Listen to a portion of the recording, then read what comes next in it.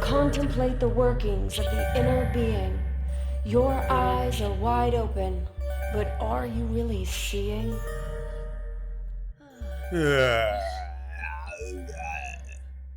Hello. Well, hi there. Fancy seeing you What's here. your name? What's yo? What's your name? What's your name, girl? Cole. What's your name, girl? Ta. I think that's my girl voice. Put your inside voice on before you go outside. We are Taco. We are this Taco. This is Mentor in the Mirror podcast. There can be only one. No. Yes, if you're a Highlander, there can only be one. No, I do not agree with this. But what about the Highlanders?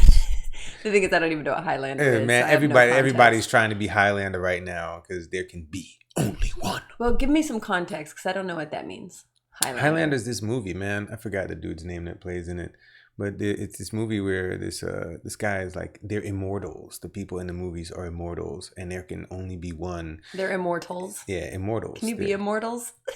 They are immortals. There are multiple immortal people, and so they are the immortals. So aren't they only immortal?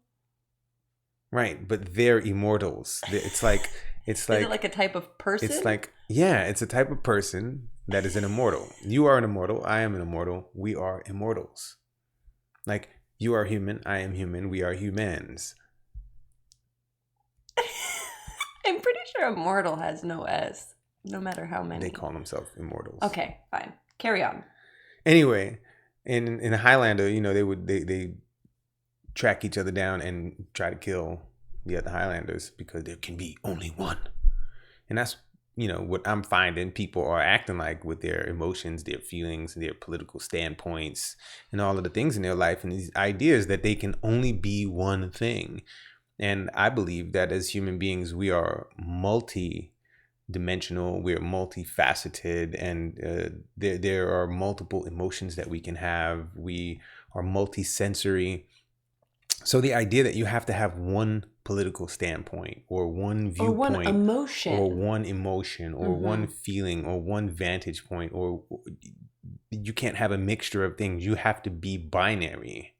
Yeah, I think that's a huge problem for humanity, actually, is this need to be binary and to be linear, where it's just like everything is this or that, right? It's A or B, or it's in this forward trajectory of what you can see, what you can perceive. And I think that is, like, if you're not, and we did touch on this a little bit in the last episode, if you're not conservative, right, then you're liberal, and that there's not any variation or any other possibility of not only your belief structures, but the emotional states that you're in. Like, you and I talk about this a lot, that we're amazing. And even throughout the craziest stuff, we're still having a lot of fun. That does not mean I enjoy all of the emotions and things that come in from the standpoint of happiness. Like, I'm not enjoying it, like going and doing other activities. Yeah. However, I don't see it as depression, or I don't see it as there's something wrong. I see it as the expansiveness of being human, of being able to perceive and feel and believe multiple things that don't always, it's not one side or the other. There are nuances.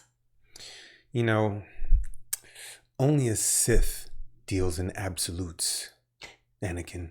These ideas that you have to be in one place or the other are very limiting. And we've been taught to limit ourselves, I believe, as human beings. I know I have been taught to limit myself by having one belief structure, one feeling space. I should be happy all the time. That is another thing that is a huge issue. Yeah, or you're depressed. These ideas are highly, I believe, highly flawed and dysfunctional. And as I've let go of them, my body has been able to relax. I've been able to connect with more people. I've been able to see more of other people because I've let that guard down of having to be right all the time. This is the purest way to do things. It allows me to connect with people in a deeper fashion and connect with myself in a deeper fashion. When in the wake of the way things are going on right now with COVID, all all over the place with, the protests in America around the George Floyd murder. People are taking sides, and people are cutting off their friends. People are separating.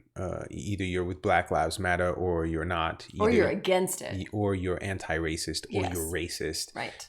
There's no in between, and people are not allowing the dialogue to happen. And these binary situations are causing people to have rifts.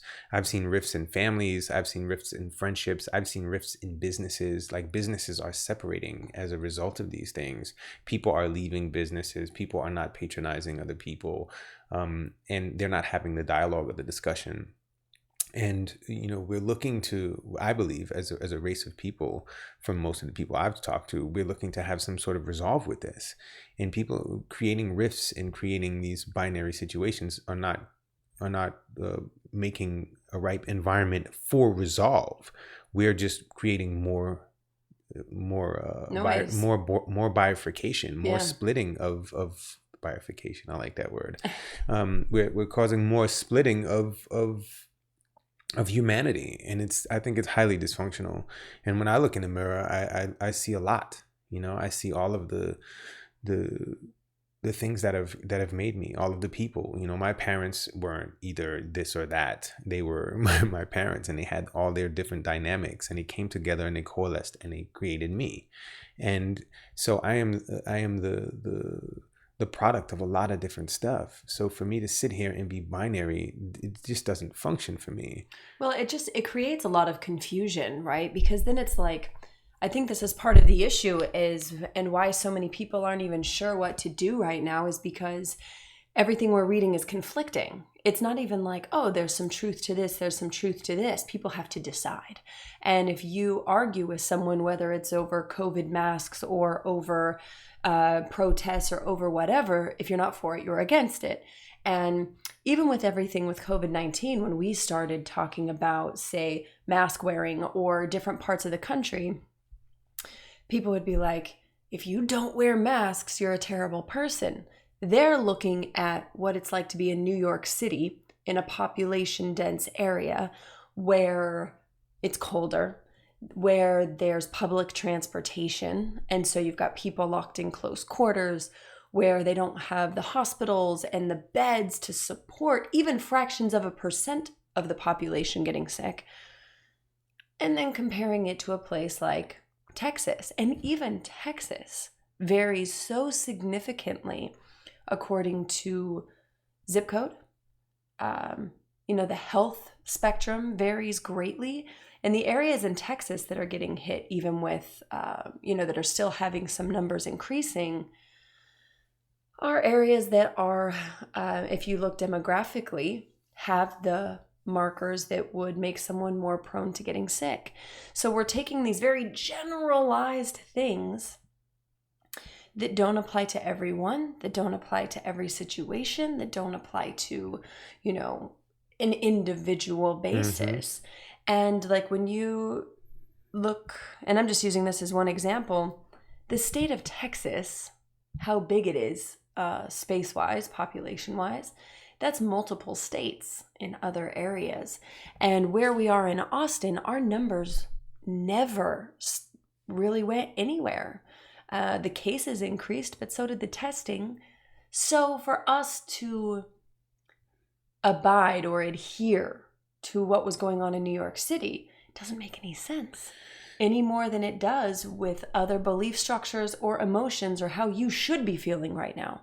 Or if you're not feeling this way, you're a bad person or a good person, because again, this is how you should be feeling. Yeah. Yeah. And, it all boils down to the idea of authority. And I'm going to speak for me. I've been taught, and I remember this as a child, that people who are in authority taught me what my binary situations were. This is right, this is wrong.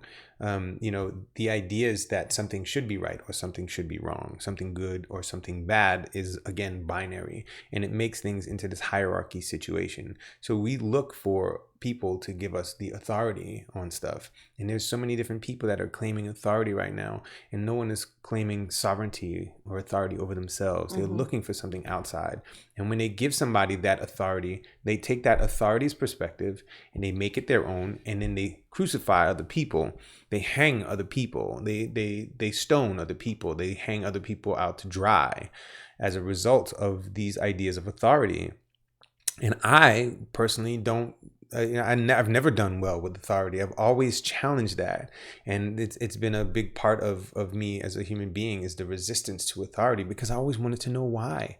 Why do we do these things? Why are other people this way? And it gives me an ability to connect with other human beings, unlike most people. And I'm looking to change that in this world. I'm looking to make it a safe space for people to operate. I had a friend call me last night telling me that he's going to start setting up rules on his Facebook page around, everybody's welcome here. Everybody's welcome on my page, and I welcome you. But if you do this, I'm going to unfriend you. And I was like, bro, I just want to make sure that you understand that I'm not seeing some congruence here. You're saying that people are welcome, but you're telling them that they're going to cut them off. But their perspective isn't. Yeah, that you're going to cut them off.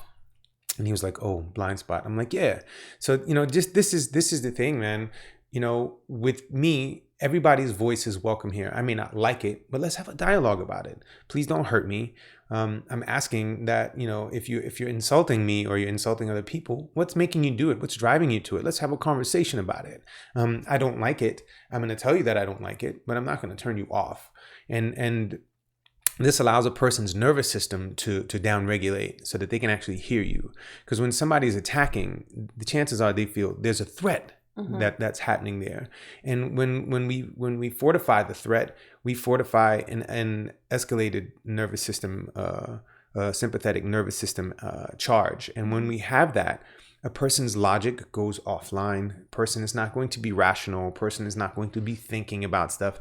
Their nervous system is online to defend. And so the brain will pull up responses and sort of rationale things that are what it perceives to be rational. It's a defense mechanism. Yeah. It doesn't make a difference. So the depth of thought that a person can get into is going to be very limited when they are heightened. So when you can render somebody a place of safety, they can actually downregulate and actually hear you a little more. It may take some time too. And again, as we always say, your emotions are not a thing of convenience of inconvenience.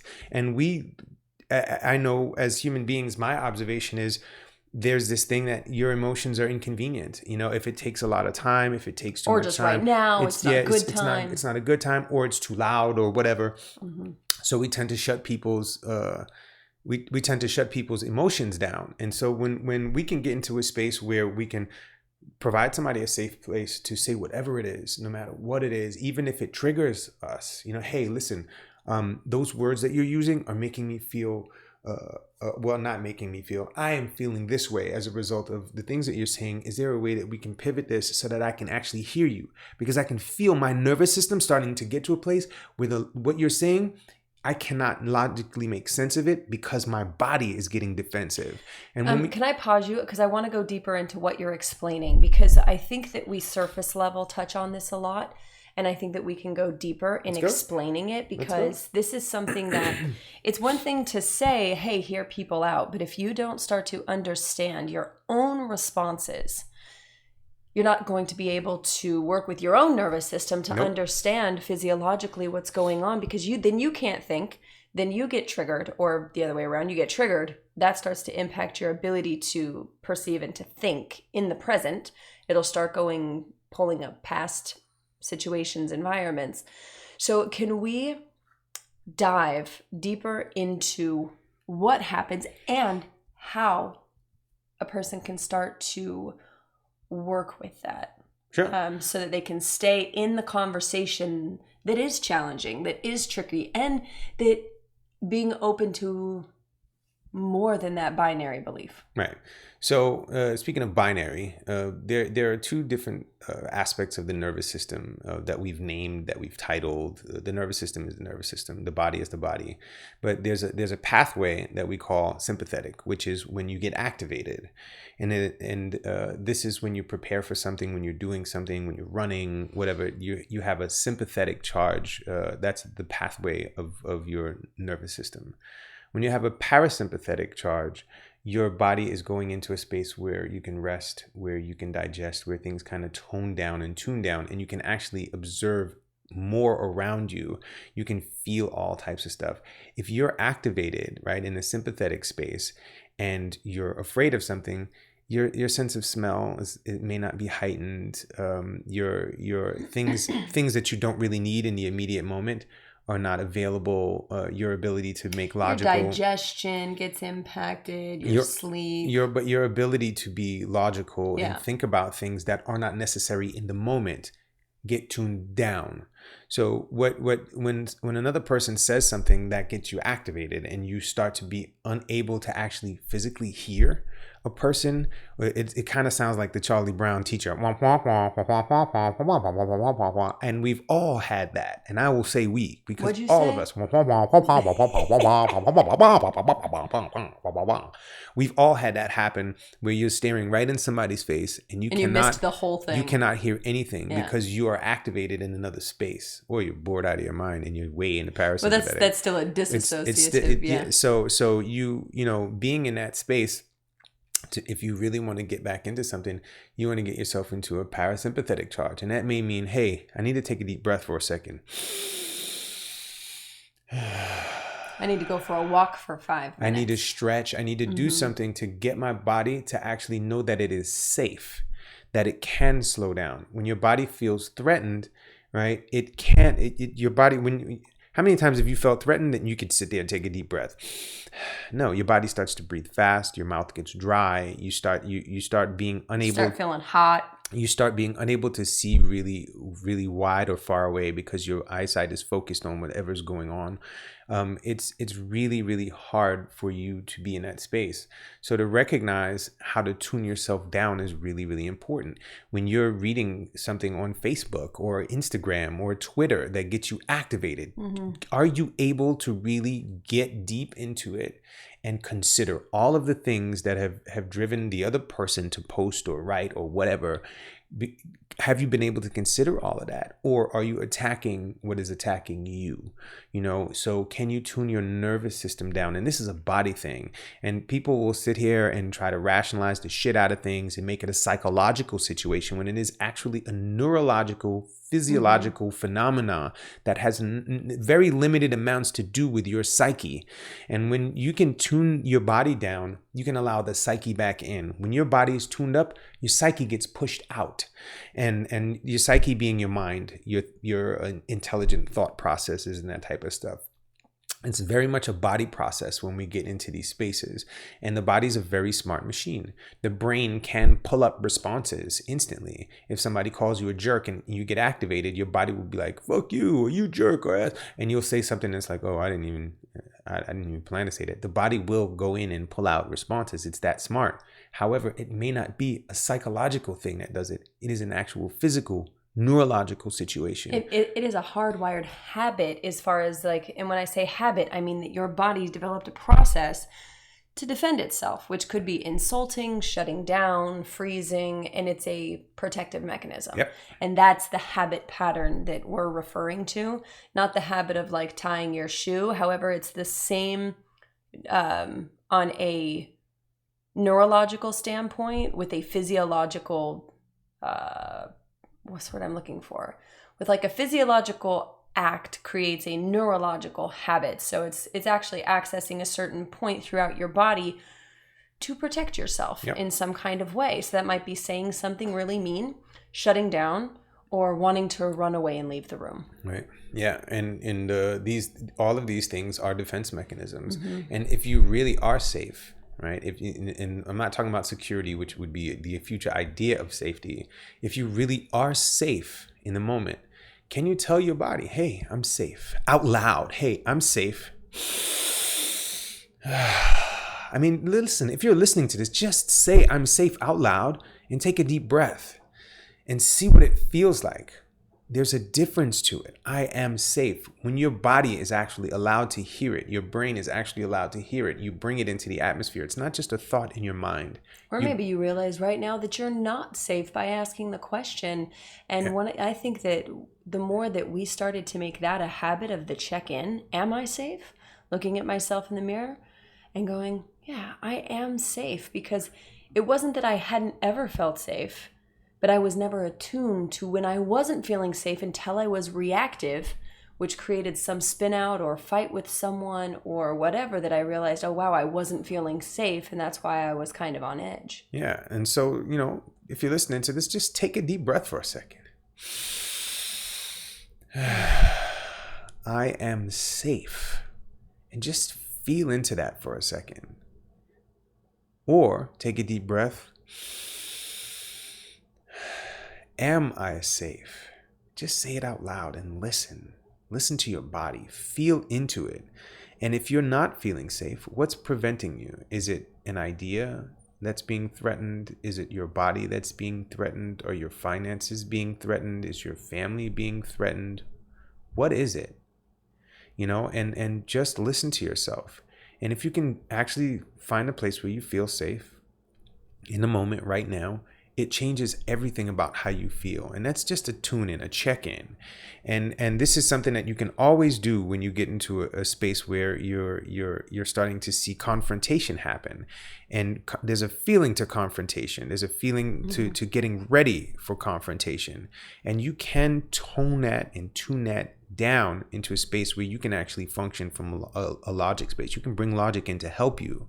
And this is when you do this is an integration of your physiological, neurological, and psychological self and your heart space. All of these things come together. For all my woo folks, your heart space, right? All of these things come together. And then you get your microbiome, which is all of the bacteria inside your body and on your body to cooperate with what's going on to you, so you can produce the hormones to get into the feeling space that you want to feel and the connection space that you want to be in. And if you're really about connection and depth and all of the things that people tell us that they want to be into, you've got to learn how to connect with yourself and get your nervous system on board with what's going on with you. So a couple tips that you can do if you notice, and a great place to practice it is somewhere that you do know you're safe, like a relationship, a friendship, that that reactive mechanisms are not functional and they're actually getting in the way a bit of connection, of having these conversations, of being able to dance in the gray versus everything being so binary, really being in the either indecisive, undecided, or just variances. One thing you can do is if you notice, say you're having a conversation with a friend or a partner and you're in person, maybe taking a literal step back. And you can feel someone's energetic body. So if someone's getting very activated, you're perceiving that with your body. And it could serve you just to let the other person know, hey, I'm going to take a few steps back because I need a little bit of space. I'm not leaving, right? Or letting the person know before you even get in an interaction, hey, the next time something like that comes up, I want to experiment by just creating a little bit of space so that I can down-regulate my own nervous system and, get my rationality back online.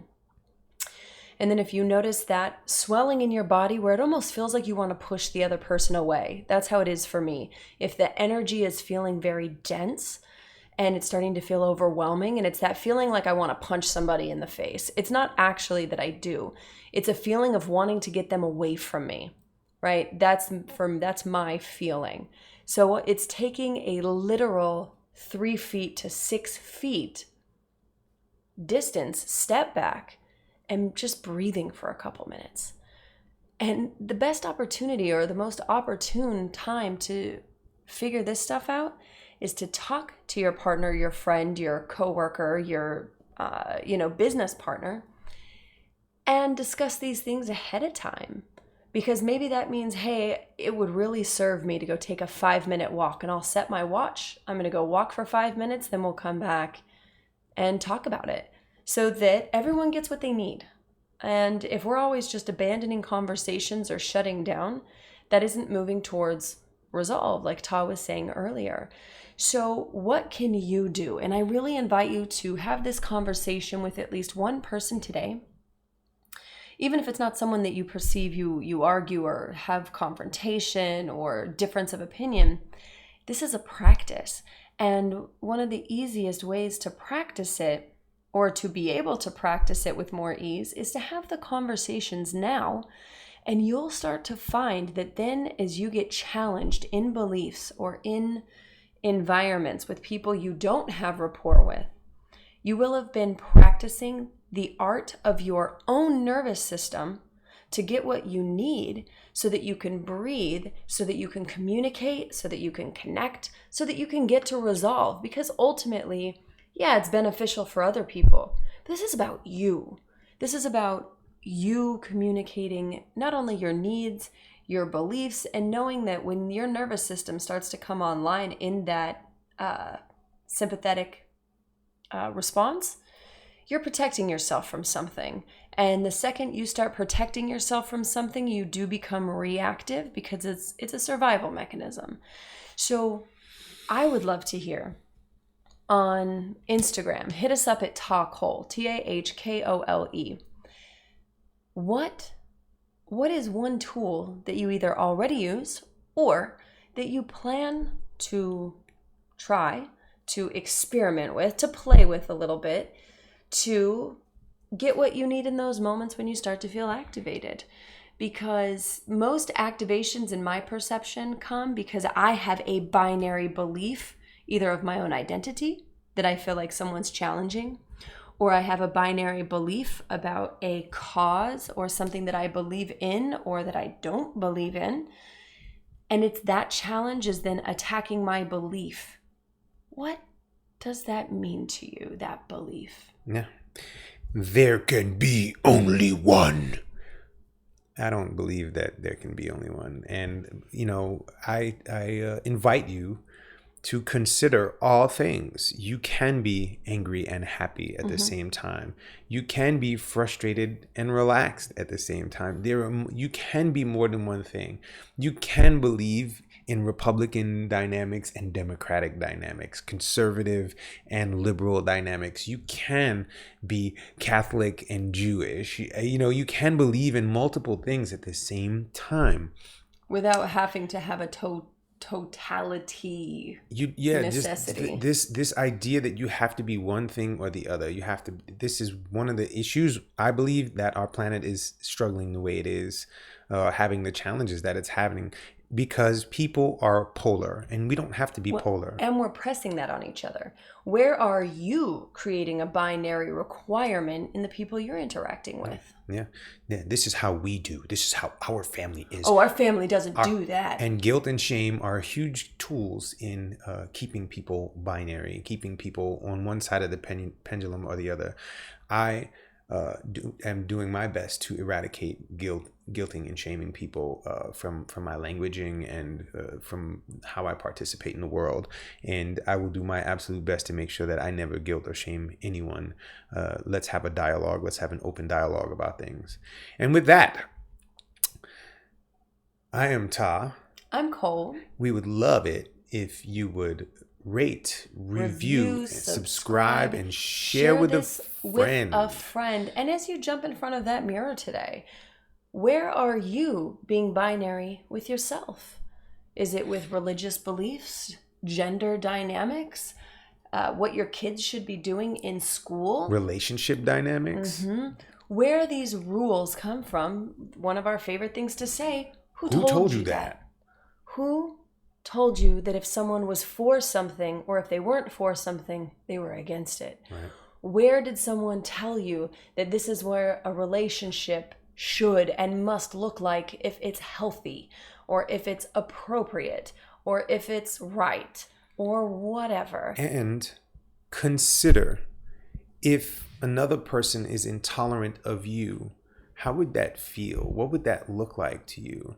And are you being intolerant of other people? And, when you can start to really see those dynamics, hanging people out to dry doesn't serve any of us. Nope. Our criminal justice system is based on that type of stuff. And, our religions, a lot of our religions are based on that type of stuff. Allowing people to speak their piece and to actually be in their piece and to honor that, I believe is really important.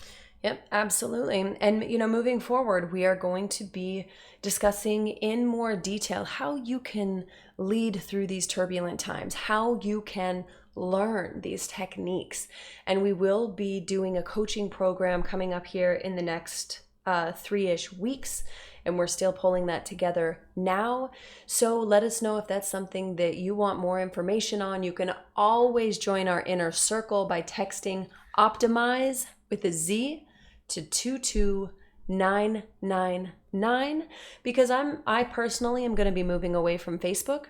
I want to connect more intimately and spend less time in a place that is very binary, that is very combative, and for me, unnecessarily stress-inducing versus action-taking. Yeah, and so for the people who are out of the United States that are listening to this, shoot us an email at talkholebiointegration@gmail.com to get on our inner circle list. Yep, or you can join our email list at talkhole.com. Right, and for me, jump over to MeWe.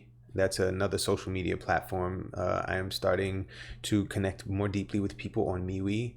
I'm starting to lean away from Facebook as well. So check me out at MeWe. It's Tahwhitty, TAHWHITTY on MeWe.